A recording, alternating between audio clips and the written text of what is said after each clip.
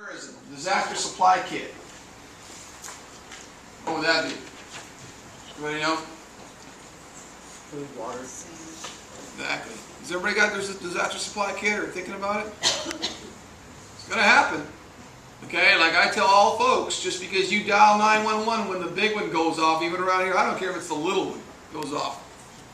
And it's going to happen. You're going to have to sit there and, oh shoot, I need something for my kids in the car, just in the car. Maybe if you don't have it in your house, you got a lot of stuff, that's fine.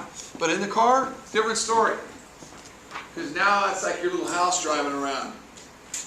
Well, kids get hungry, right? They start crying, bawling, whatever. Okay, that's just earthquake. Everybody goes to the local place. They want to take the water. They want to take everything. Everything's shut down. And we had a little tremor not too long ago, and the cell phones were out for an hour. Remember that? Just a no big deal thing. You're like, oh man. See, hey, 10 years ago, no one had, or 15 years ago, no one had cell phones, right? You just sat there and screamed. Right? Family communication and meeting plan, yes. Safe room. What's the safest room, folks? Hallway? The hallway? Downstairs. Come on. What's probably the safest room you think that you would go to if you had an earthquake or something in your house? Bathroom. A bathroom, right? That has the water, right? Always have the water. Of course, when you go to the bathroom, he has that too, right? You go in the garage or something, that's not safe. Shelter in place procedures. Everybody understand shelter in place? Sometimes it's just safer just to stay where you are. Close everything. We tell a lot of folks that because we're not going to be able to get everybody out. Yes, sir. I've heard frequently that if an earthquake starts in the evening and you're in bed, that just rolling off the side of the bed and laying next to the bed is safer than trying to get up and find a doorway somewhere, simply because the bed will act as a shield for things falling down. Is that ever talked about in earthquake preparation? No, but that's why that triangle of life, that's Yes. a situation we don't condone here in the county. Uh-huh. Okay? But that's that. I mean, you read it the way you want. If you want to go that route, sure, that makes sense. Okay?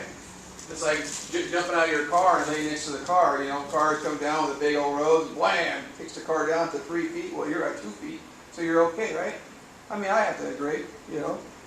So, but we're not going to condone that in the County of Los Angeles Fire Department. Try to get underneath something as fast as you can, underneath the doorway, right? Because the door is going to fall. What's the wall going to do? Fall either that way or that way, right? But they're not going to fall straight down on you. That's why they tell you to get in the doorway. My wife worked at Whittier High School when the big earthquake happened. And that's an old building. Matter of fact, the building, the part in front of her office, the whole area was condemned after, and this part was okay.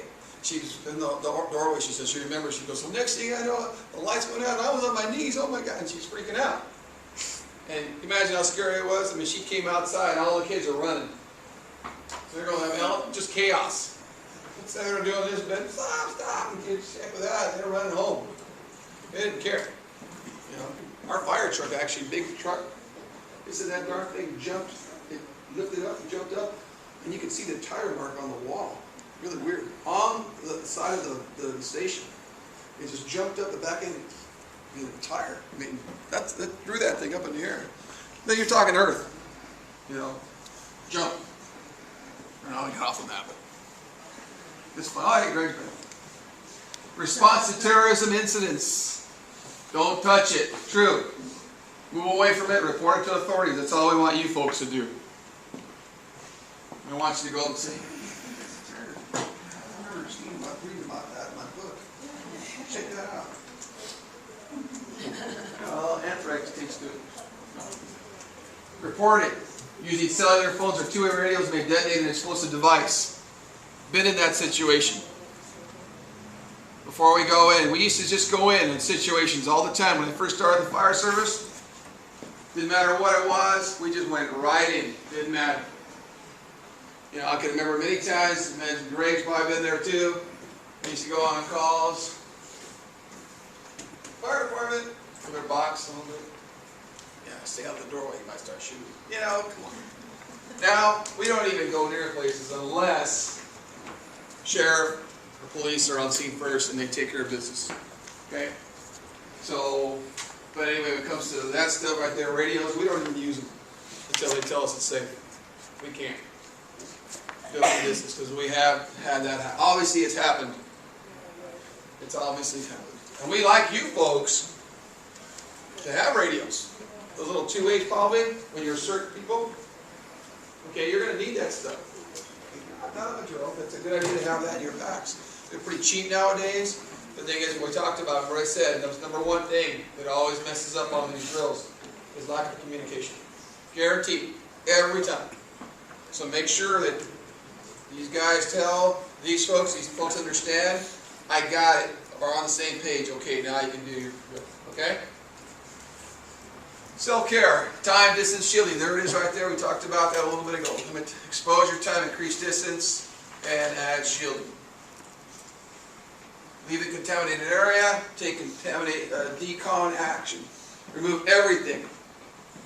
When we have a situation, we have something called gross decon. We put the big truck up, and we try to rope off things as fast as we can with you folks. As fast as we can. Say you're at the Home Depot Center. People are starting to run. Maybe that earthquake deal. And everybody got contaminated for the high school. We want everybody, as fast as they can, come this way, come this way, come this way. And we got the big old water thing above, and we're spraying water on. Supposedly, it takes off 80% of the contaminants. Okay? That's a heck of a lot. And even if they run, at least they're 80%. That's what we're figuring, just on the water alone. Because when folks just take out running and go the other way, do whatever, well, guess what they're going to do? They're going to take all that contaminants, and what are they going to do? They're going to contaminate elsewhere, right? And the next thing you know, it just keeps on going. It's actually happened in ER rooms, right, Greg? Yeah. A lot of emergency rooms. Okay, wash hands before using them to shower. Shower or flush with cool water, blot dry, you bet. And very important to keep yourself clean. Okay, that's just a water thing. Water's going to go somewhere, obviously, but you know what? At least you're alive, you're safe. This is how we do it right here. We put the engines together like this. Usually we have one area for men, one for women, and we usually put one more. Because what we're going to do is we're going to put our big covers here, one side on the other. So you got to dress out down as you go through that real fast, because you're going to try to get your clothes off. You give you a towel, you walk through it, and then we have these other big tents, and we just flush you as you go by. As a matter of fact, that's the Home Depot Center right there. There it is right there. See how he puts the water on one side, with a little nozzle on one side and one on the other, and you'll go right through there. Go through. Usually folks do this. They'll go through. They'll do one of these numbers, and then they'll just keep on going. Has to be done. Then we'll get you in through here. These are our tents we use. They're portable. They have little rollers in the middle. So let's say if somebody's down, they can't move. Okay? Or clothes or whatever. We need to, usually these are some of them are even bigger, and they usually have the beds and stuff, because we don't want you to go into the ER.